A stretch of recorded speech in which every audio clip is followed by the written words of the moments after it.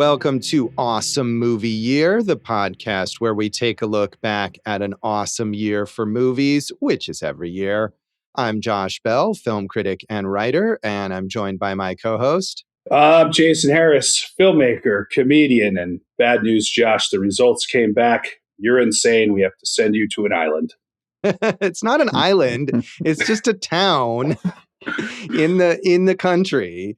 They have to send those people there. And they're not just insane, they're criminally insane. Sure. So, if you're just regular insane, I think you get to stay in the normal part of the country. Sorry, I couldn't figure out the geography of Parmistan or whatever it is. But, I did my best there. And for that, we say, Yakbala! Yakmala! That's what we're talking about here in this season of Awesome Movie Year. We're talking about the films of 1985. And we're here at our cult classic episode to talk about Gymkata. Certainly one of the most inexplicable movies ever made, I think. It is the definite. I mean, maybe our greatest cult classic since season 1, Cemetery Man, in the realm of insanity. Maybe. I mean, it depends on how insane you think The Room is, right? I mean, I think The Room is insane because it's a glimpse into one man's insanity, whereas this is more, what was anyone thinking who was involved in making this movie? Yeah, because, I mean, the director obviously has a ton of credentials here. So it's really strange that this happened, but we're all better off because of it. I guess so. We'll get into that. The notable thing here, of course, about Gymkata, is that it's a starring vehicle for Kurt Thomas, the champion gymnast, who is not an Olympic champion, as I assumed. Not his fault, man. Right. He got screwed because the 1980 Olympics, Soviet Union, we protested. We didn't go over there. He was the favorite, and he won a ton of world championships before. So probably he would have been the Olympic champion. Right. I think, though, it's still impressive that he was obviously famous enough as a gymnast that they wanted to make this movie and build it around him, even though he had not been to the Olympics. I feel like that's the kind of thing, gymnastics and a lot of these Olympic sports, it's impossible, it seems to me, to get famous doing one of those sports unless you are in the Olympics. Every 4 years, Simone Biles is not going to get famous except for the fact that she became an Olympic champion. Am I wrong about that, sports guy? I mean, you're right. I mean, obviously there will be people who know because, Josh, in 1979, Kurt Thomas won 6 medals at the World Championship, setting the record for most medals won at a single world championship by an American gymnast, a feat matched only by Simone Biles in 2018. So why I give you that fact is Gymkata remake starring Simone Biles. Let's get it. I said this on Letterboxd as well, that we should get that Gymkata remake. But my point being, okay, that's great and impressive, but who watches the World Gymnastics Championships versus people who watch the Olympics? Right. One wonders in 79 with only basically 3 to 5 channels available if it was a bigger thing. But, it's good that Kurt Thomas brought so much pride back to America. And Parmistan. But, right. Either way, he obviously was very famous, famous enough that a studio decided he can carry a movie even though he's never acted before. And what to me is also kind of fascinating is that I would assume that the reason that this movie exists is because some studio executive is like, hey, let's get this gymnastics guy and put him in a movie. What can we do? But in fact, this is based on a novel that already existed called The Terrible Game by Dan Tyler Moore. And at one point was being developed as a movie on its own to star a different actor. So the idea that this insane thing didn't even come about because of Kurt Thomas, but he was added into it. And presumably if it starred someone else, it would not have been called Gymkata and would not have involved gymnastics moves. But still, the story, even aside from the gymnastics moves, is totally ridiculous. But Josh, you are almost burying the lead. Do you know who the actor it was bought for was? Well, at one time, I guess it was Rock Hudson. Yes. And then And then later on, Christopher Adkins, who I'm less familiar with. Well, Christopher Adkins was the lead in the Blue Lagoon. Yeah. And that would have been fine. But obviously, man, Rock Hudson, that's the Gymkata we all want to see. Yeah. Well, I mean, I assume this was earlier. I don't know how old Rock Hudson was in 1985. In fact, he was dead. So no, he wasn't dead. It wasn't 85. I thought he died in 1985. So I'm guessing this would have been a bit earlier that they wanted to. Yeah, I mean, but they probably didn't make this movie in 85. Of course they did. It took 1 week to film and put out. I don't know when it happened. Yeah, but I mean, even if it was in 1984, I don't think he was in shape to do some Gymkata. The novel is from like the 50s. Yeah, so I mean, it could have been in the 60s or 70s or something like that. Rock Hudson's Gymkata would have to be defeating the Reagans to let him back into the U.S. for AIDS treatment. Let's remember, they were terrible humans towards gay people and the people with AIDS. Yeah. And proponents of the Star Wars early defense system thing, right? That is the inciting plot point, I guess, in this movie, right? You know, Josh, you're really stretching it there. But I mean, I got to give you credit for actually trying to string a plot together. Yeah, there's some type of defense mechanism in the sky, maybe. I don't know, man. I'm not going to really be able to go over the story beats with you on this one, because that would dictate that there were logical story beats to this one. There definitely were not logical story beats, but I think they are trying. And again, the idea that there's a novel, that there's source material that's just prose that they are using for this is kind of fascinating. I was looking it up just out of curiosity on like Goodreads to see if anybody reads this book now. The Terrible Game. Yes, and they do not. As far as I can tell. I mean, I don't think it's in print or anything like that. Listen, the only novel this guy ever wrote. We've spent 30 seasons trying to get Dave to read. I think this is our actual chance to make it happen. Yeah, Dave, it's too bad you don't run a used bookstore, because maybe you could track down a copy of The Terrible Game. Oh, yeah. And read that. Or maybe we could get like Gina to read it aloud to you. Maybe that's a way to get Dave to read a book. This sounds like a great plan. Yeah, I'm sure she'd be on board. So, I mean, despite the insanity of this movie, it actually was a success. It grossed $5.7 million. I'm not sure the budget, so maybe it's not a huge success, but not a huge failure either. And it was actually a huge hit in the Philippines, which is the home country of co-star Tetchie Agbayani, who plays the Princess of Parmistan, who helps train Jonathan Cabot, the gymnast / martial artist, to compete in the game in Parmistan. And, she was well known there, and she's starring in an American movie. So I suppose it makes some sense that audiences came out to see her there in the Philippines. But I feel like this is the kind of movie that you expect, it's a giant failure. And it is as a movie, but commercially, maybe not.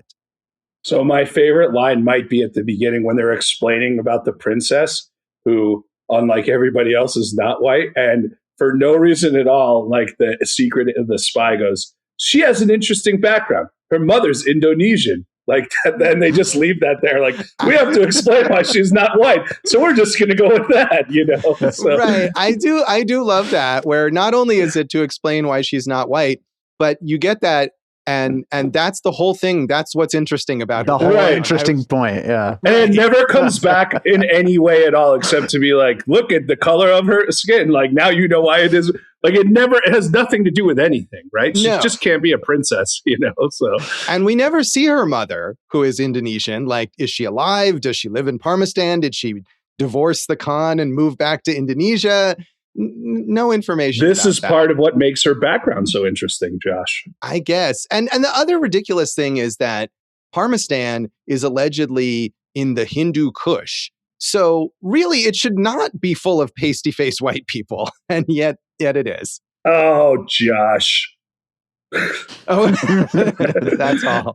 No, but to get to your point of it making money, when you watch this movie, you're like, man, what a magical time the 80s were to make movies, right? Because the fact that this made money in the theater is amazing, but like I would have thought this was like a straight to video canon movie type thing, and that would have been fine. That would have been perfect. Like, I don't know if I ever told you about Fire, Ice, and Dynamite. Have you ever heard of that movie? I don't think so.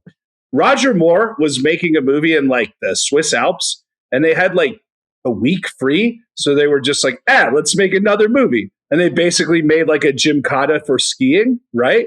And it's a terrible movie, but they were like, we'll just make a movie. We're all here. The equipment's here. And it's just absolutely another insane, terrible Cannonball Run Gymkata type movie. And there were homes for that in the 80s where people could make money. Yeah, I mean, that's something Roger Corman is notorious for, the idea that like, oh, we have these sets for another few days, or we have some reels of film left over that we didn't use, or, we have Boris Karloff under contract for another few days, make another movie. There's so many Roger Corman produced movies that were made that way, some of which are quite good. Yes. So, yeah. The Boris Karloff one is Targets, Peter Bogdanovich's first movie, which is a very good first feature. I believe if we do 1968, that might be my pick for first feature. I haven't seen that, but I definitely want to. I did recently watch Stripped to Kill 2, which was made on leftover sets from another Corman movie, and I believe was written as it was being shot, and it was pretty good. So yeah, that can turn out well. But was it better than Stripped to Kill? A little bit. They're both actually pretty good. This is a real digression, but I would say Kat Shea, writer-director of both of the Strip to Kill movies, better than you would expect a movie like that to be. So I would recommend both of them.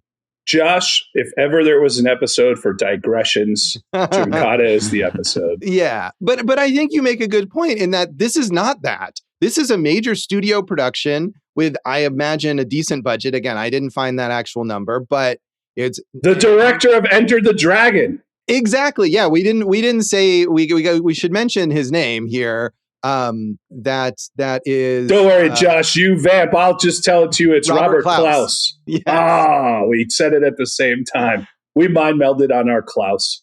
Yes, Robert Clouse, who did direct 2 Bruce Lee movies, and he just directed Jackie Chan. He directed Cynthia Rothrock. I mean, the guy was like a rock solid choice for making your action martial arts movie. Yeah, so his Jackie Chan movie was The Big Brawl, which was Chan's first attempt to break into English language films.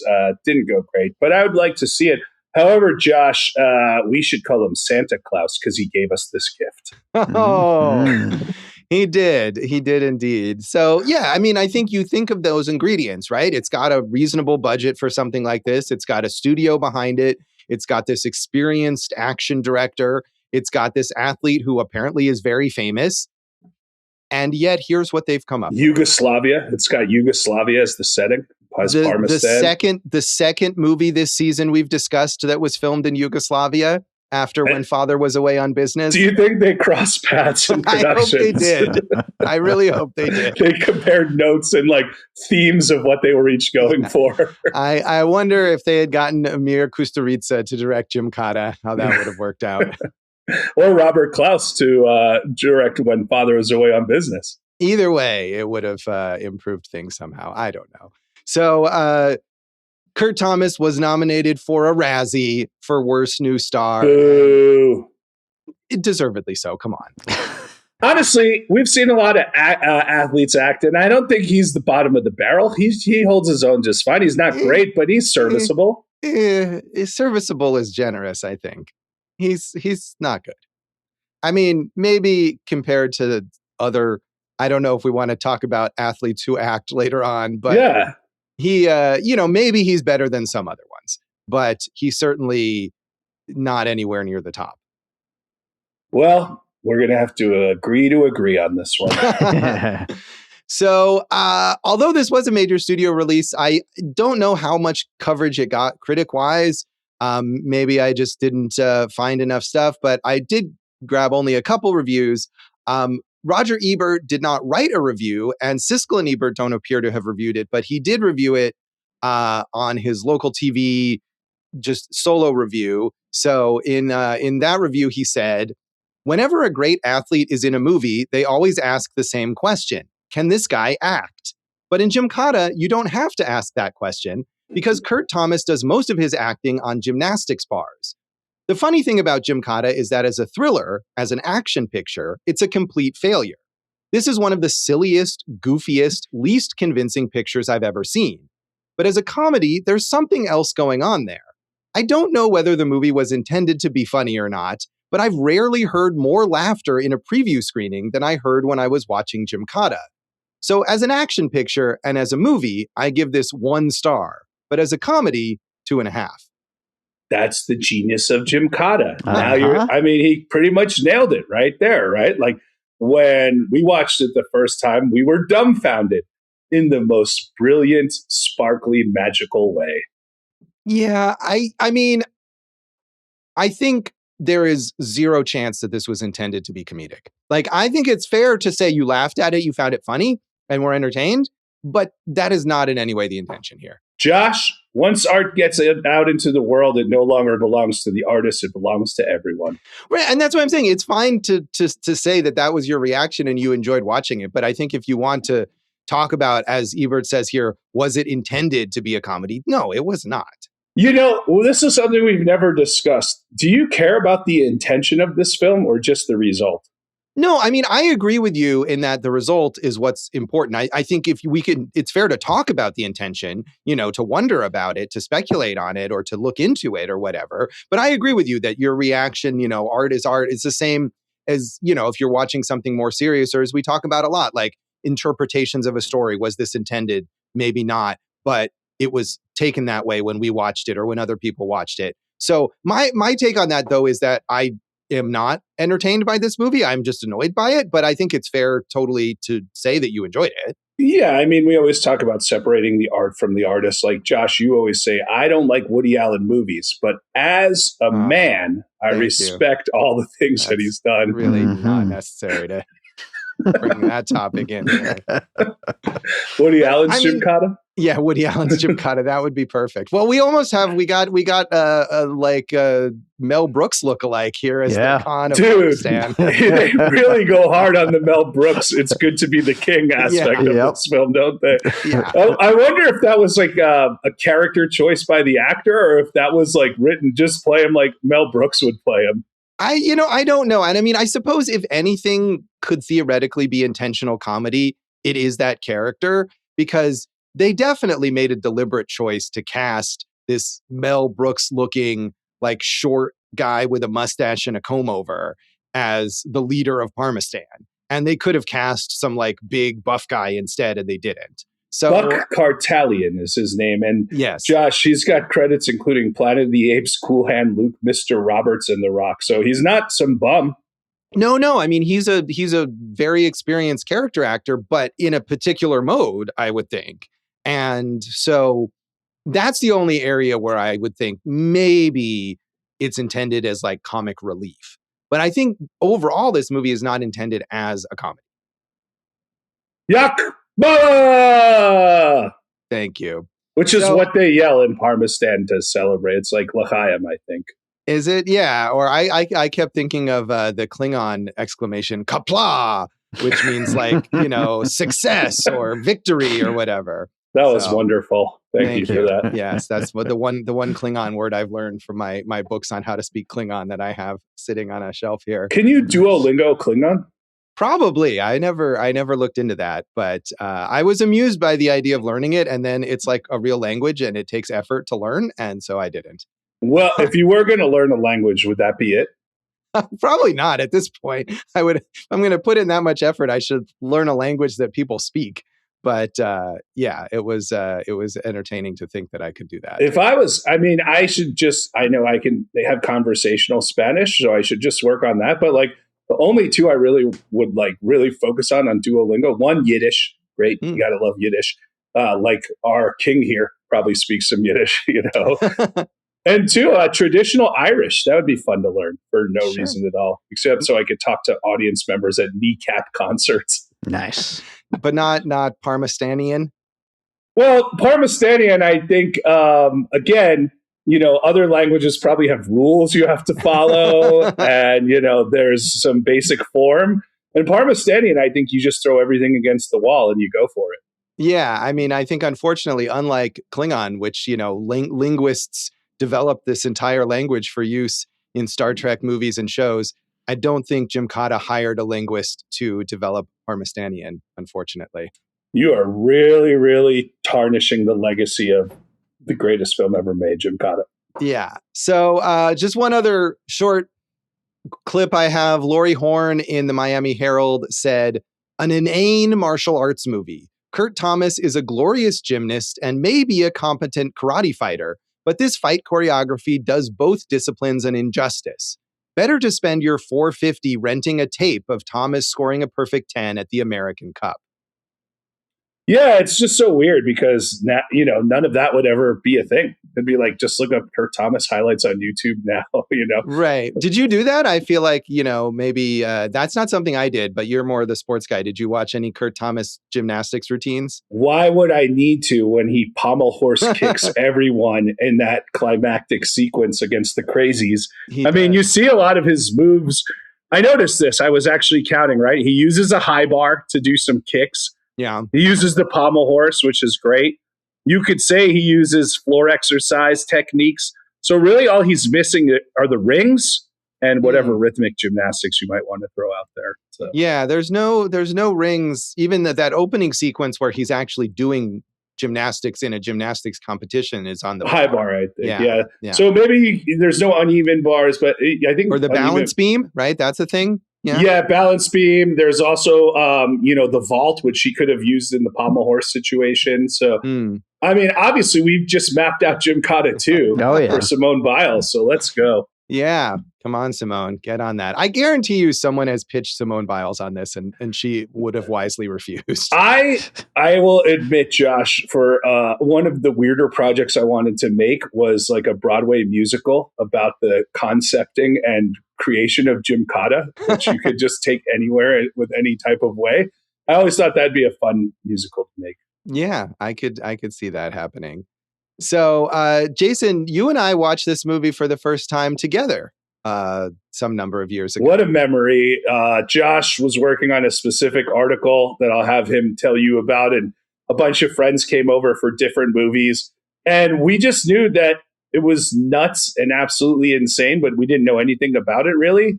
And we watched it and fucking magic happened, bro. So, yeah, this was when I was working for Las Vegas Weekly. I wanted to do a piece with getting readers to pick movies for me to watch. And it probably would have worked better a few years later. This was like a pre-social media thing, and we tried to set up some survey on the website. And I think ultimately the only people who picked stuff were people that were my coworkers and friends. But Ryan Olbrich, who is a longtime listener, thank you, Ryan, of Awesome Movie Year, and I believe suggested Gymkata 5 to 10 times for this season. He picked that. He was working at Las Vegas Weekly with me at the time, and we watched that together. So thank you, Ryan. We haven't gotten to other Ryan picks like Fart the movie, but Gymkata, Ryan, we got you, bro. Yes. So, Dave, had you watched this before? Shockingly, no.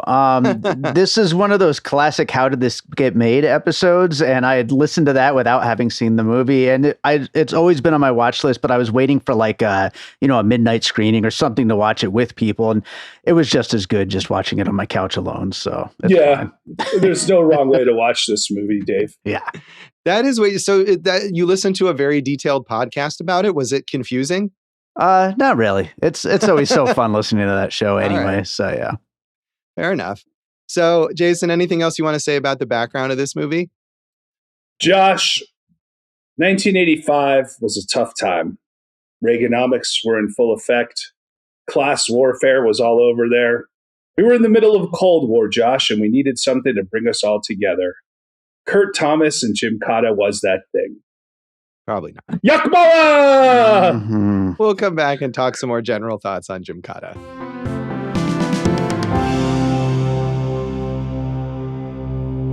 Welcome back to Awesome Movie Year. In this episode of our season on the films of 1985, we are talking about cult classic Gymkata. And Jason, I know you said you would not be able to go through the plot of this movie, but I feel like we should at least maybe for the benefit of people who aren't familiar, get some of the highlights here, or sort of? Sure. So you've all seen movies like this where the overall thing is there's a giant, The Long Walk that just came out last year, the Stephen King movie, right? There's a giant race or obstacle course or something that seems impossible. And if you complete it, you win riches and fame and freedom and whatever. But if you don't, you die, right? That's pretty much it. So they find Kurt Thomas, whose dad allegedly died doing the Gymkata, right? And well, he didn't do Gymkata. It's only Kurt Thomas who does Gymkata. He, does his unique combination of martial arts and gymnastics. No, I mean, the Gymkata, as far as the obstacle course. That's not what it's called. It's called the game. Gymkata is the name of his weird, martial arts technique. Details. Anyway, so he's in the game, like surviving the game, right? Like the new Charlize movie Apex that we just covered on Piecing It Together trailer episode. Sure. And they think he gets killed, probably for looking too much like Chuck Norris. And then Kurt Thomas is just chilling, doing gymnastics, right? Doing his thing. And then the CIA, the FBI. The SIA is what I believe it's called here. Is that the Secret Intelligence Agency? Special Intelligence Agency, I think. Sports Intelligence Agency? That's what it should have been. It should have been something like that, where it's like an elite league of athletes. And that's because otherwise it's like, why did you get this dumb gymnastics guy to do this? Well, Josh, who else is going to be Thorg? Thorg is a very large man. Yeah, most of the other people that like the dad and Thorg, they just look like Chuck Norris on steroids, right? But as you know, steroids were on Chuck Norris. Josh. So they recruit him to go do this, and he has to. There's a great '80s training montage where he's walking up the stairs on his hands, and the princess with the Indonesian mother is like there, but doesn't talk, but puts him through the paces, and then of course they kiss. We could have used some more of the sex scenes. I think we can all agree on that. You wanted to see more of Kurt Thomas's rippling physique. The tension was palpable between Kurt Thomas and the princess, Josh. Explain to me if anyone's had less chemistry than Kurt Thomas and the princess. Josh, why? Explain the part about the missile defense system and why he has to go complete the game, because I can't do it, dude. I can't. Yeah, so this is the idea, is that, and this is what I also kind of am baffled by, because what you're describing, like with the Long Walk or, like the Hunger Games, it's always in this dystopian thing where people are more or less like forced to do this. But in the game, if you visit Parmistan, everyone who's a foreigner who goes to Parmistan has to participate in the game. So if you just don't go to Parmistan, you're good, But all of these people go to Parmistan anyway, even though they're all going to get killed. They say no one has won the game in 900 years. Like, a long time. That's the pride. You want to win it. What I don't understand, though, is why, he didn't just go because, I got to win the game. There was a governmental reason for him going to win the game. And that's what I can't get. Right. The idea is that they need to basically put a U.S. military installation in Parmistan. And so Kurt Thomas is an imperialist here. And if he goes and he wins the game, not only does he get to not die, but as you said, you get whatever you want. And so basically they're like, if you go and you win the game, you live, and you need to make your wish be that we can put this US military thing here as a missile defense system so that the Russians don't bomb us or something. And that is why Gymkata is receiving the next Kennedy Center honor. It's going to get the FIFA Peace Prize, I think. Yes, the Trump Kennedy Center, which everyone loves as a name for that place. Yeah, if only it was the Kurt Thomas Kennedy Center, that would have been completely uncontroversial. I'm all for Kurt Thomas being in the public eye. As it is, Josh, the Gymkata race, or as you call it, the game. I mean, that's what it's called. leaves a little to be desired. It's just a lot of running, and there's like one rope climb across a river, and you get shot by arrows. And other than that, you have to fight off the Looney Tunes.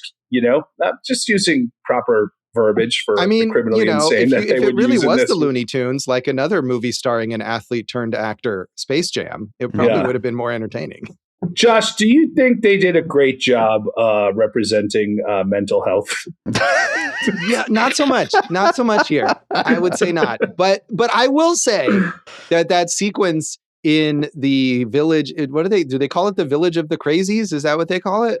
I forget. I think that's what it was called, yeah. Very sensitively named village, is probably the best part of the movie, because at least at the beginning, until you get to the dumb pommel horse sequence, when it's just him kind of like wandering through this place and it's all like fog covered and it's been shot in some sort of like, old village area in Yugoslavia, and you've got all of the disturbing looking people, and they're inexplicably like, one of them has a mask of a face on the back of his head and one of them has his ass hanging out, and like that was fantastic. It felt like some sort of weird horror movie there for a minute. Yeah, it really did. I like that. Was by far my favorite part of the whole movie. Hey, can I ask a question to Jason? Jason, did Josh just call the pommel horse sequence dumb? Because I don't understand what he's talking about. I think he said it was the best part right there, right? So that's amazing. I mean, to me, the Village of the Crazies sequence went on way too long. Like it just kind of killed some of the momentum that Gymkata has you rightfully thought that earned. This movie had momentum. Dude, the first 20 minits are all heaters, man. You got the training montage, you got the tension between the princess and Kurt Thomas, and you have the explanation for all this, each sentence more nonsensical than the last. It's fantastic. Yeah. I mean, I agree. Like the Village of the Crazies sequence segment goes on too long, because to me, it's got that cool atmospheric horror thing. But then eventually you have to get to Kurt Thomas doing some Gymkata. And that's when it goes on for really long and you get the pommel horse bit. And I wanted more of the Gymkata. Yeah. See, I just wanted more of like the weird horror.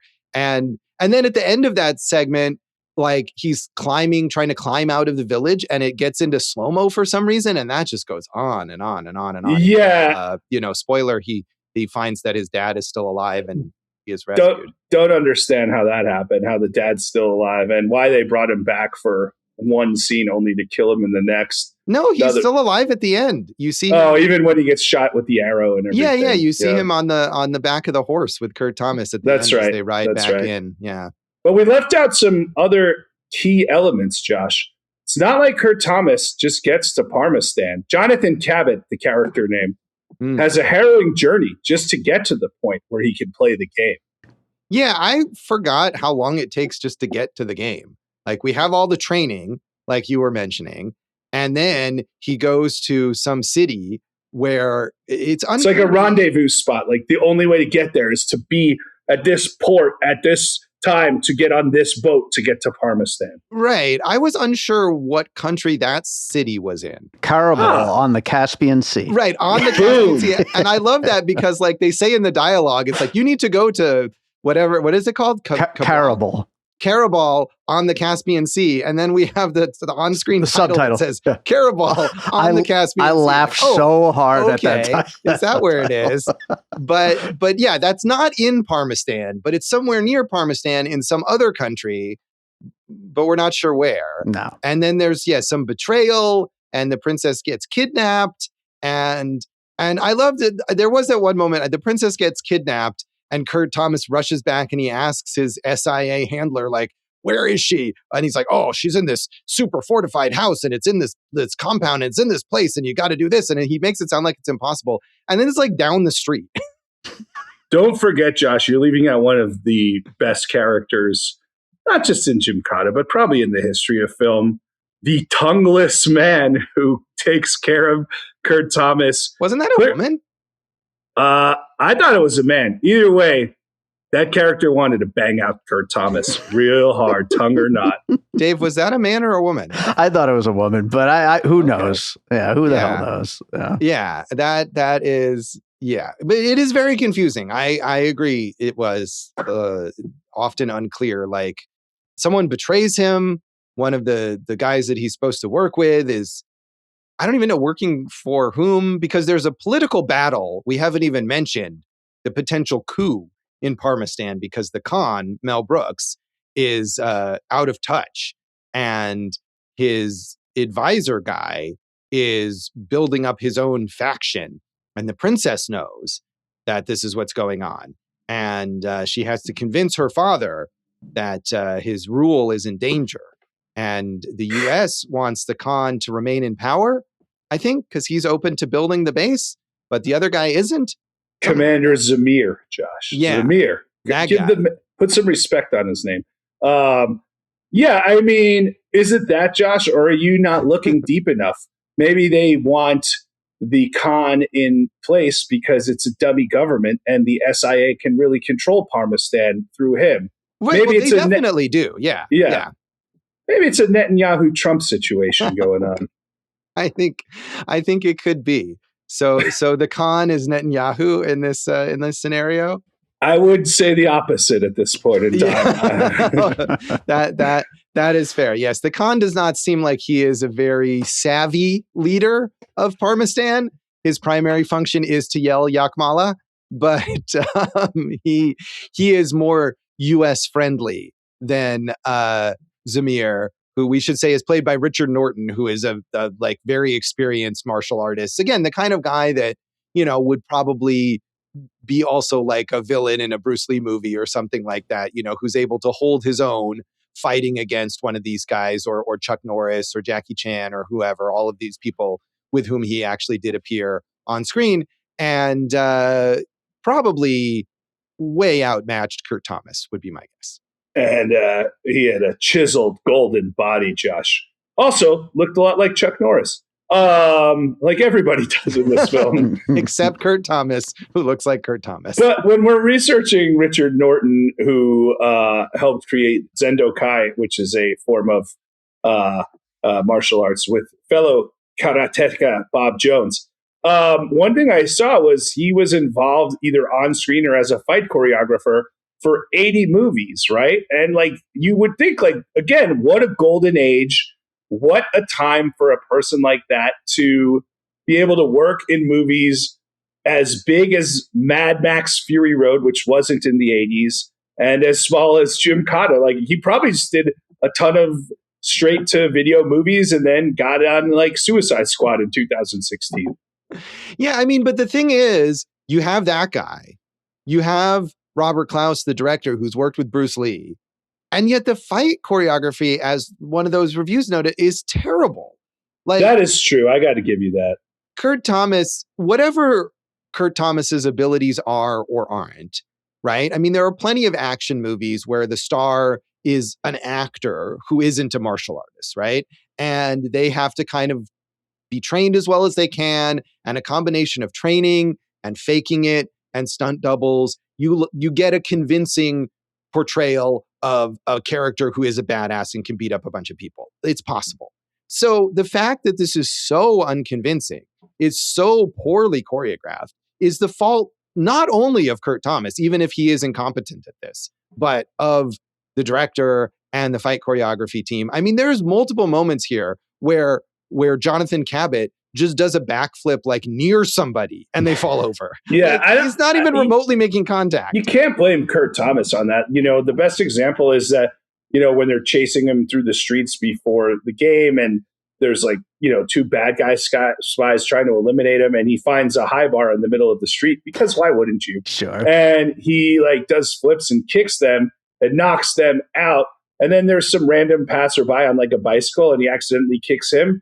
And then he's like, "Are you all right?" And the bicycle guy just gets up. Like the kick didn't affect him at all. It knocked out the two spies. So I think that has to go on Clouse. He's the director. And, he's directed major martial arts action sequences. And Kurt Thomas was clearly up for the task. So let him roll, baby. Yeah. I mean, I think on the other hand, the presumed mandate to incorporate gymnastics into the fight scenes would have been difficult, I would think, to figure out. And they obviously didn't figure it out. You know, the fact that they're like, oh, we got to put this high bar randomly in an alleyway, or we have to have this pommel horse like, you know, thing in the middle of the village of the crazies or whatever, shows that they did not figure out a way to even remotely organically incorporate these moves into the fight choreography. And yeah, that's on the director, that's on the fight choreographer, but I think it's also at least a bit on Kurt Thomas. So, of course, on the other hand, people would not be as amused by this movie as they are if it didn't have that extremely awkward combination of gymnastics and martial arts. You know, that's what a Gymkata is, Josh. It's the awkwardness that makes it so effective. Yeah, I do love also like multiple times you see when Jonathan Cabot is using one of these gymnastics like pieces of equipment randomly in the wild, you can see that his hands have been chalked. You know, like, how did that happen? When did he have time to do that? Is he carrying the chalk in his pocket? Like, what's going on there? But of course, you needed that in order for him to properly do his moves. Yeah, you got to let him chalk up, baby. Yeah. So, Dave, I feel like, you know, you were the most enthused about this movie. Any other things about it that you really enjoyed? I mean, you guys talked about the intention here, and I agree. It probably was meant to be a serious, badass action movie, but at the same time, unlike something like The Room, where you can see that it was 100% meant to be serious and it failed miserably, it's really hard to see this movie as something that wasn't intended to be a comedy. And like, I know that's wrong, but there's so many moments in this that are just, they're jokes. They're poorly delivered in a poorly made movie, but they're jokes. And like, I don't know, this reminded me more of like a Zoolander or something like that. We have to kill the Malaysian prime minister and let's send a male model to do it. Like, it seemed like a joke movie to me.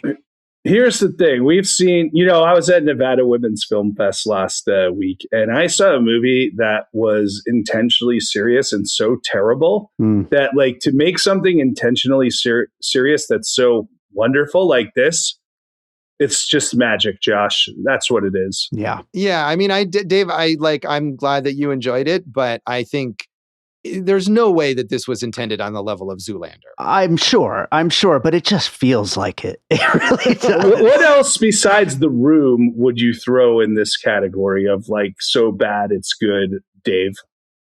Well, but I mean, there's so many of those like classics, you know, of the so bad it's good genre, but this almost feels like, Josh, we did that Velocipaster movie on piecing it together. And that's a movie that clearly is meant to be a comedy, but like that's what this feels like, even though I agree. I'm sure it's not, but that's what this feels like. It feels like it was intended to be a comedy. And I just in the so bad it's good realm, but obviously I have to agree with Josh that I don't think it was intended. No, of course. But maybe in the edit, they were just like, just throw it all in there, man. Yeah. You just got to give it a shot. Yeah. Maybe a change in the middle or something. Yeah. It's something like, I mean, The Room is not an action movie, but I think of like Samurai Cop, which is another very famous, you know, so bad it's good kind of thing, where it is intended to be this badass action thing. And the star of it is so ridiculous that you cannot take any of it seriously. And I think that is a point of comparison here. Yeah. So, wouldn't it be great if he was like running through the game and all of a sudden you heard, "Oh, hi, Jonathan." Yeah. Tommy Wiseau has time traveled back 20 years from when. Yeah, that would be fantastic. Oh, and to your question, Jason, just for another chance to shout it out, last year's War of the Worlds with Ice Cube. Fantastic, so bad it's good movie. I regret asking the question. There you go. Dave, you are not alone in appreciating the ridiculous. That movie became quite a sensation on the so bad it's good level. So I don't know what else to say here. Jason, do you want to rate this out of 5 pommel horses? Yeah, 5 pommel horses is great. Josh, as a movie, it gets 2.5 pommel horses. As an experience, it gets all the fucking pommel horses that it wants. I feel like you are giving it way too many pommel horses as a movie. So I got to stick with my rating that I gave it the last time, which is just 1 out of 5. It's just bad. It's a bad movie, and I didn't like watching it. That's all I got to say. That's so good. Dave, how do you rate this? I got to go with my heart and the amount that I enjoyed the movie. I'm going with 4 pommel horses. Yes, So that is a fair rating. Well, I'm glad to hear it. So we'll come back and talk about the legacy of Gymkata.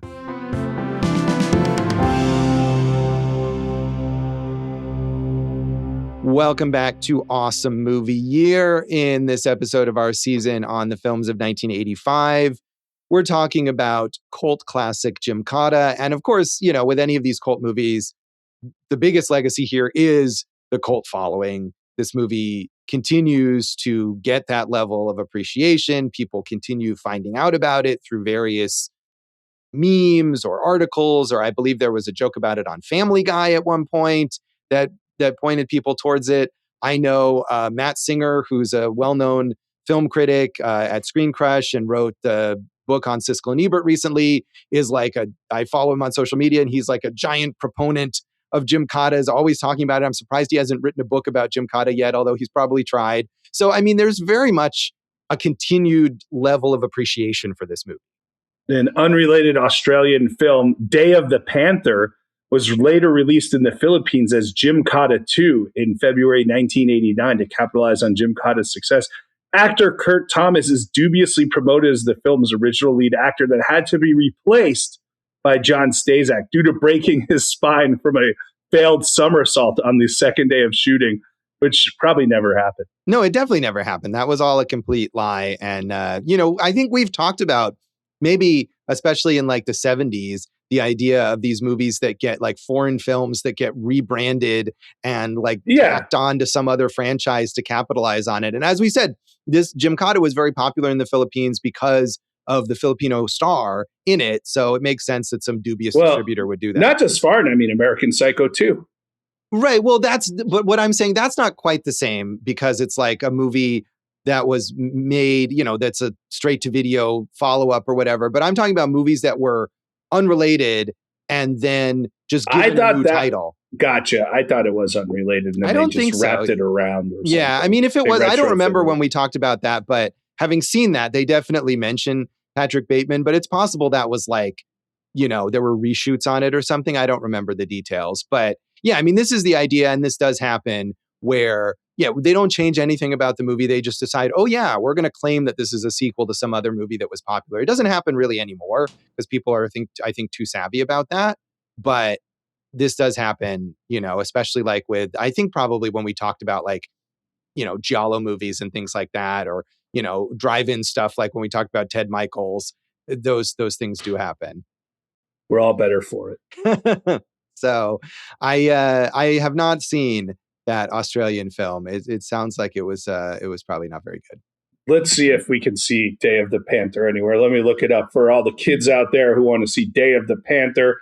Is it streaming anywhere, Josh? Do you think it is? Probably a Tubi. I think I looked it up and it wasn't. Not that I was going to watch it, but I think I was curious to check that out. So I don't believe you. Dave, maybe we'll have to watch it. Yeah. Day of the Panther, 1988, available on Plex.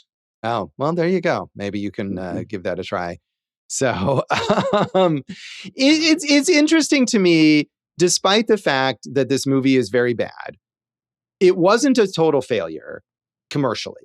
And yet Kurt Thomas never acted again, right? In fact, Kurt Thomas's subsequent career is virtually non-existent. He attempted a gymnastics comeback in the 1992 Olympics, didn't make the cut to the team, was probably too old at that point.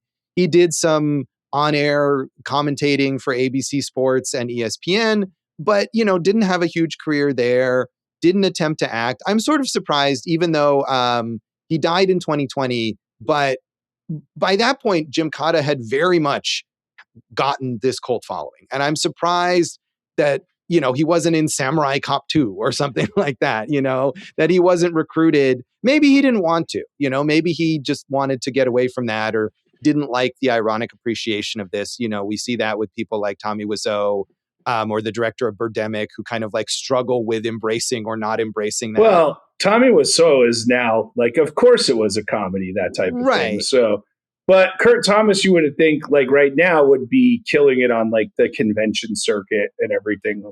If he was alive, people would love to go and meet him and Gymkata with him. He does have 2 gymnastics moves named after him, so we can't stress enough what an excellent gymnast he was. Right. And one of those is, of course, a pommel horse move, which makes total sense. And unfortunately, they are named the Thomas and not the Gymkata. That is unfortunate, but we should find something else that we can name the Gymkata. Well, speaking of that, as I was Googling looking for something else, I randomly discovered Gymkata personal training in Hamilton, New Jersey. So, oh my God. If ever I needed to move back, now's the time. Yeah, right. I mean, that's the only one. I wasn't looking for it. So I do wonder, I guess maybe Gymkata has not been trademarked or no one is enforcing the trademark. I wonder how many like little gyms and, training places or whatever have actually used that name, but there is at least the one. I mean, I really hope they're like, look, here's the deal. We're going to give you all a fair chance to get across this rope. But if we shoot you with a bow and arrow, that's on you. You know the rules going in. Yeah. So Robert Clouse, as we said, was a major action filmmaker. Enter the Dragon, Game of Death, Black Belt Jones, China O'Brien and its sequel with Cynthia Rothrock. China O'Brien, great title. Oh, yeah. It is. And The Big Brawl with Jackie Chan. He had previously been Oscar nominated twice for short films that he directed, and he wrote a biography about Bruce Lee. So Gymkata probably not his finest moment. Exactly. It's his finest moment. Tetchie Agbayani, who played Princess Rubali, did some, she was the first, I think, non-white lady or foreigner on the cover of German Playboy. Pretty good. Movies like The Emerald Forest and The Money Pit, Josh. Yeah, she had that brief American career and then returned to the Philippines. And she continues. She's still, very prolific acting in Filipino films. I mean, it looks like she's probably a big star there. Still, I wonder if Gymkata has a following now in the Philippines the way that it does here. I don't know. I hope she's like it. Dave, did you watch the last season of The White Lotus? Yeah. With the woman who like runs the hotel. Oh, sure. Yeah. She was like a big star, like singer back like 30 years ago. I hope that's what she's doing in the Philippines. She's just living off her Gymkata reputation and, hell yeah, living in nice resorts. No, she's still making movies. I know, but I can still hope for things, Josh. Okay, fair enough. That's whatever you want there. You kind of went through the Richard Norton career, really impressive as a stunts coordinator, as an actor, usually in small roles, stuff like Mad Max, both Mad Max Fury Road and Furiosa. He was in the James Bond movie License to Kill, Roadhouse 2, and, all the way up until he died in 2025. But, right up until the end was working in that stunt world. So very impressive. Gymkata also not his finest moment. Exactly. Also his finest moment. Thank you. So, Buck Kartalian, the Mel Brooks looking guy, a career as a character actor from the 1950s through the 2000s. I don't think we mentioned him in our Cool Hand Luke episode, but he is in that. Well, we had to save him for Gymkata. So true. So, do we want to talk about, do you have a favorite athlete turned actor, Jason? Well, Josh, I mean, Dave Bautista is the answer right there. He's great. I love Dave Bautista. I think John Cena's doing good work. But, what about the B-movie ones like Brian Bosworth, right? And stuff like that. Those are, Jim Brown was always considered a very good actor for the stuff he did. I think Kareem Abdul-Jabbar showcases himself well in Airplane. So it just depends. But, the B-movie athletes are the ones that I find intriguing. But Dave Bautista's got the total package. He does. And I think it's interesting. To me, the pro wrestlers are almost in a separate category because pro wrestling itself requires acting ability. Yes. But I agree with you. Dave Bautista is great. My pick would be Terry Crews, who I think is a very, he's funny. He's versatile. I really enjoy him. Yeah, I mean, there's been some good, Kevin Garnett in Uncut Gems was great recently, a few years ago. But it just all depends, where we're going with it. We should have watched a few of these. There's that one, I think it's called Thunderstruck about Kevin Durant, the basketball player. and some little kid, like it's like a body switch movie, but they don't switch bodies. He just ends up getting Kevin Durant's basketball abilities, and Kevin Durant's still on the team and can't score anymore. So like, there's plenty to really go through in this world. Yeah. I mean, and I think there's movies like that, or like this, or Space Jam, where it's like a gimmick. Like, what if this athlete played an athlete and they're in this movie? And then there's people like Terry Crews or Dave Bautista who are like, I am a real actor, and they're going through that. So I think that's the difference. I do have to shout out American Anthem from 1986, which we'll definitely cover that year. But that is the other big gymnastics and gymnast-based movie. That one stars Mitch Gaylord. I am not familiar with him. He's another American gymnast and Olympic gold medalist. Have you seen that movie? No, I've been waiting. You've been waiting for an Awesome Movie Year episode about it? Hell yeah. Well, now that we stoked it with Gymkata, I think it's time. I will say, after I watched Gymkata, my friend Tom was so sure that it was Mitch Gaylord who starred in it, and I told him it was Kurt Thomas, and we made a bet, and I won, I think, a dinner from him. So that was good. Wow, yeah, that's one of those Mandela effect things. So here's the plot of American Anthem on Wikipedia. Steve Tavere, a football player turned gymnast, seeks to join the United States Olympic gymnastics team. That's it. That's the end of the plot. I mean, I feel like that's better. Like, to me, one of the things about this movie that was so baffling was like, why is this the movie that you made with Kurt Thomas? Like, why don't you make a movie where he does something like that, where it's a sports movie? It's about, a gymnast who needs to, overcome the odds and win the championship. Or even if it needs to be an action thriller, like, why isn't it about, oh, we need you to like go undercover in this gymnastics tournament that's like a front for money laundering for the mob or something that would make more sense and where the gymnastics would fit better? You're ridiculous sometimes, Josh. Crazy talk. Yeah. So I do want to shout out, though, going back to the athletes turned actors, I thought it was amusing. I recently watched Is This Thing On, which I know, Jason, you were not a fan of as a movie, but because I am not aware of sports, like, I watched the movie and did not know that Peyton Manning is, like, I know who Peyton Manning is as a name, but I don't know what he looks like. And so when he showed up in that movie, I just assumed he was an actor, and he, did a perfectly decent job. He's the Manning brothers are both very funny. He plays Peyton Manning in it, right? No, he doesn't. He plays a character. I mean, he plays like a sports coach. It's incredibly distracting that it's Peyton Manning not playing Peyton Manning in that movie. See, it is to you, but to me, I just was like, oh, this is some character actor that I have never seen before. It did not distract me at all. So that was, I feel like, to his credit, that, he just came off as like, oh, here's some middle-aged guy actor, Fair enough, Josh. Yeah. Fair enough. So anything else you want to say about the legacy of Gymkata, Jason? Yeah. Why are you guys not watching it right now? Yeah. Maybe we're all going to watch it again. I'm not going to do that. I'm not watching I would watch again. it again. Yeah. Mm-hmm. Well, you and Dave. But I think the next time would be more fun in a group setting. Yeah. I am, Dave. I'm surprised that there isn't like a, midnight show of Gymkata around. I feel like the Beverly, they do that kind of stuff. The theater here. They should do it at that gym that just opened inside the old Regal Colonnade. I should pitch that to them. This should be like a Rocky Horror, like live casting, shadow cast. So you actually have like the movements and the crazy stuff going on with it. Right. Dave, don't you have like a movie theater at your gym that you go to where they show movies, but they just show boring blockbuster movies? It's always just stupid blockbusters, but yeah. Totally. Yeah, that's a shame. Someone needs to program that. They need to get a real cinephile in there to program the gym theater. Oh yeah. So that is Gymkata, and that is this episode of Awesome Movie Year. Play the game with us online and on social media. Yeah, go find us at yakbala.com. Oh wait, that's we're at awesomemovieyear.com. Awesome Movie Year on Facebook and Instagram.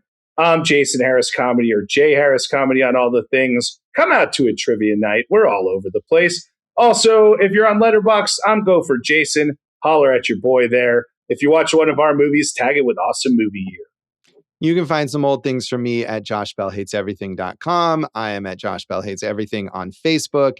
at Signal Bleed on Blue Sky and on Letterboxd. And check out our producer, David Rosen's awesome podcast, Piecing It Together. Check out Piecing It Together wherever you listen to podcasts and follow us on social media at Piecing Pod.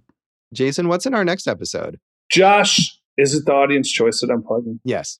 Josh, it's our audience choice pick, and we gave the audience a multitude of different options of cartoon movies that were also toys or cartoons and just multimedia cartoon movie ancillary things that they're just cartoon movies that you know from other things. They're basically feature-length advertisements for toys.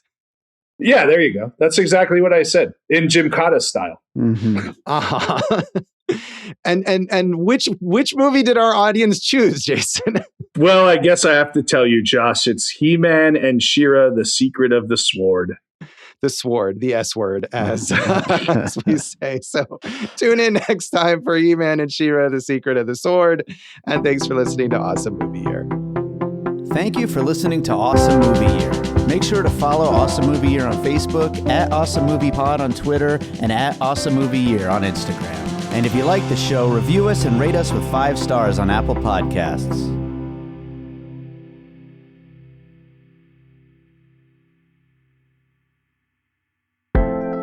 An All Points West production, produced by David Rosen in Las Vegas.